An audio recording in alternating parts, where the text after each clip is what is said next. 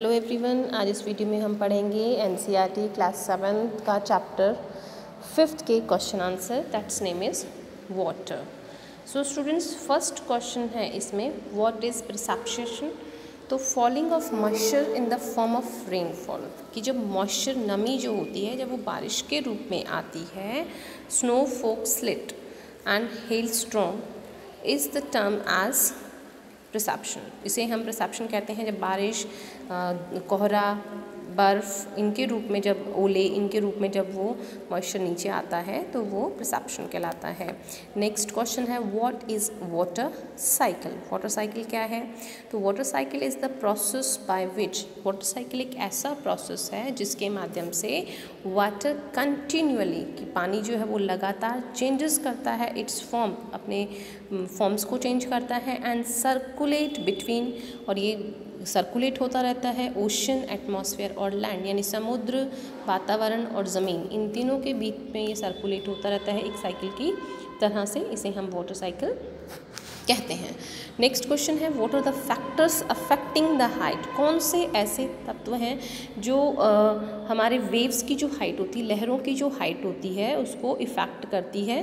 तो winds, earthquake, volcanic eruption, हवाएं हैं, भूकंप हैं, और ज्वालामुखी का जो इरप्शंस है, और अंडर वाटर लैंडस्लाइड्स जो होती हैं, are the factors affecting the height of the waves.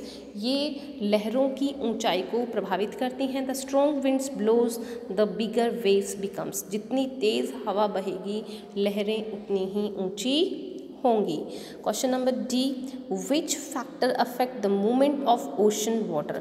कौन सा ऐसा तत्व है जो समुद्र के पानी के मूवमेंट को इफेक्ट करता है? तो हम ये कह सकते हैं कि डी का आंसर है the temperature, winds, gravitational pull of the sun, the earth, the moon, warm and cold currents are the factors that affect the movement of the ocean waters. ये वो तत्व हैं जो पानी को, ओशन वाटर को इफेक्ट करते हैं। Then what are tides. ज्वार क्या है? हाउ दे कॉज्ड, वो कैसे बनते हैं? Tides are the rhythmic rise and fall of ocean, कि पानी का जो उठना और नीचे की ओर गिरना जो है, ocean water that occur twice in a day, ये दिन में 2 बार आ सकता है। The strong gravitational pull exerted by the sun and the moon, जब सूरज की ग्रेविटेशनल और चांद की जो ग्रेविटेशनल फोर्स होती है उसकी वजह से ये होता है। On earth surface causes the tides, और उनकी वजह से ज्वार जो है वो समुद्र में उत्पन्न होते हैं। What are ocean currents. Ocean currents क्या होते हैं? The ocean currents are stream of water flowing, ये एक तरह की स्ट्रीम ऑफ वाटर फ्लोइंग है constantly on the ocean's surface in definite direction, यानी एक ही दिशा में ये जो करंट्स हैं ये बहते रहते हैं।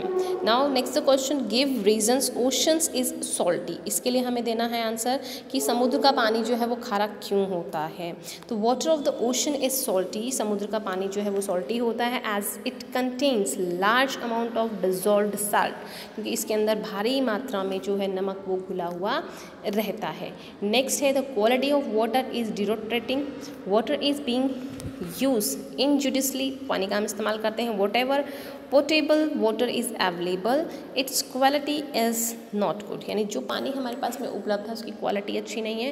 इट इज़ बिकॉज, क्यों? इंडस्ट्रियल इन्फ्लुएंट, की जो इंडस्ट्रीज़ हैं उनका प्रभाव है। And untreated water of industries get mixed into streams and rivers, sewage water will also get mixed into these water bodies. As a result, the quality of water is deteriorating day by day. हम कह सकते हैं कि इस तरह से दिन प्रतिदिन पानी की जो क्वालिटी है वो कम होती जा रही है। क्यों? क्योंकि इसमें इंडस्ट्रीज का जो वेस्ट मटेरियल होता है वो इसमें बहता रहता है और उससे पानी जो है वो ख़राब हो जाता है।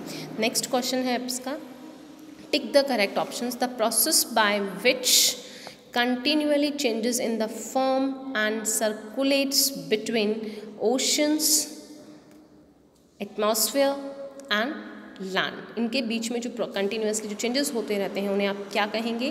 That is water cycle. Generally the warm ocean currents, जो गर्म ओशन के जो करंट्स होते हैं, ओरिजिनेट्स नियर, कहाँ हम ये कहें कि ज़्यादा आते हैं, तो ये जो होते हैं आपके इक्वेटर्स के पास में ज़्यादा होता है। इक्वेटर के पास में इसलिए होता है क्योंकि वहाँ पे सूरज की किरणें जो है वो सीधी गिरती हैं।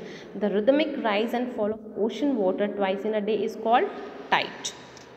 नेक्स्ट है आप इसका match the following each other. Caspian sea is match with the largest lake, ये आपकी सबसे बड़ी क्या है, झील है।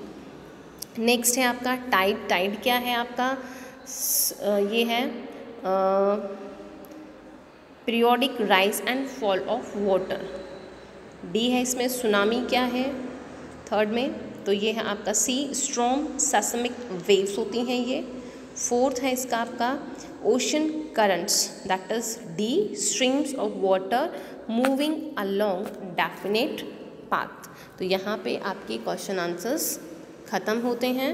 I hope that you all understand these question and answers.